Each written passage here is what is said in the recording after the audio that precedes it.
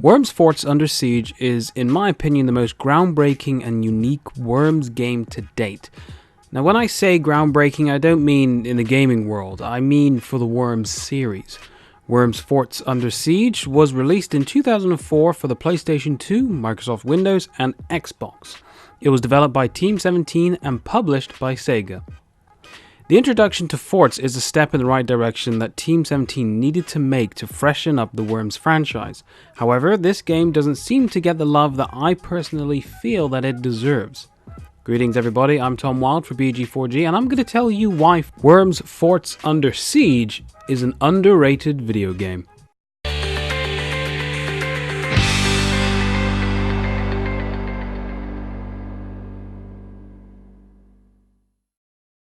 Now, I'm going to be honest with you, I'm actually not a fan of the campaign mode. I know vaguely what's going on with the campaign mode, but I never really sat down or really had the will to sit down and play through it to pretty much any extent. I shall list the stories of the campaign mode in the written section of this review on BG4GHub.com. Anyways, it can be appreciated that a campaign mode would be added to the Worms series. However, my slight problem, and I believe many others agree with me, is that Worms isn't really supposed to be a single-player campaign-based game. It's a multiplayer game that is designed for couch multiplayer. It has always been focused on that element, and a campaign mode just really doesn't seem that necessary. And let's face it, the appeal of this game is the multiplayer, not the campaign. And the function of the multiplayer is simple: eliminate all the enemy worms or completely destroy their fort until there is nothing left. Simple, right? The game itself plays quite well, considering many players of the Worms games are used to the 2D visuals and controls, like Worms Armageddon. However, this game is a breeze to play with simplistic controls and slick, although not accurate aiming. However, because Worms games are zany and not to be taken too seriously, you can easily forgive this painful aiming mechanism, as it pretty much just enhances the hilarity. The forts are fantastic and increase the fun factor to another level. You can expand your initial forts with helpful and dangerous extensions.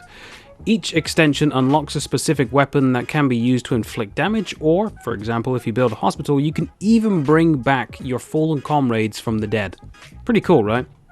The game itself has some moments that can be argued as a design flaw. For example, if you decide to drop a napalm strike onto your enemies, a mechanical bird comes swooping in to deliver your request.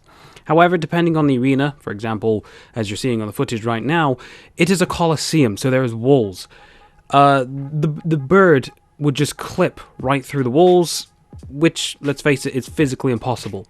However, if the game was presented in more serious motion, for example like Call of Duty or Battlefield, it would be considered as absolute disaster. But because it is Worms, and Worms is silly, and it is a game that is designed for the youth, before they become full-on teenagers and start drinking in parks and whatnot, it is easily forgiven and adds to the fun factor overall. Visually, it's what you'd expect from a Team 17 Worms title. Colourful, ridiculous-looking worms, fun terrains, and hilarious out-the-box weapons like a rhino out of nowhere, or God himself causing an earthquake. I have a particular humour that I find relatable with Worms, so the visuals always gives me a smile, or heck, even a chuckle after all these years.